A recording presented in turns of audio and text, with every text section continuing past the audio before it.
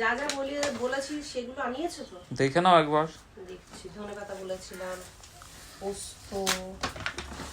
এই একটা বেশ সুবিধা হয়েছে বলো। সত্যি তাই, আগে তো তাও বাজারে যেতে। একটা সানফ্লাওয়ার, একটা বিস্কুট, আটা, বাবা এই দুইটাও দিয়েছিলে মিষ্টি দই? হ্যাঁ ইচ্ছা হলো। একটা দুধ, বাবা, গোটা গরম মশলা, মুগ ডাল, আর এটা কি? পোস্ত হবে হয়তো। না, বাতাসা। হ্যাঁ বাতাসা, 1 কেজি আলু। পোস্ত দেয়নি? পোস্ত এই ও তো। আচ্ছা আচ্ছা। তাহলে বলো তো কত সুবিধা হয়েছে। হ্যাঁ, আমি স্নান করে এসে তুমি স্নান করতে যাওয়ার আগে অর্ডার করলাম, তুমি স্নান করে এলে চলে এলো। সত্যি তাই, পাক্কা 8 মিনিটে এসছে। 8 মিনিটে তুমি দোকানে গিয়ে ফিরে আসতেও পারতে না।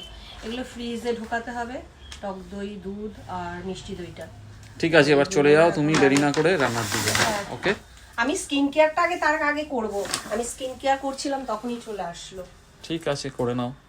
সব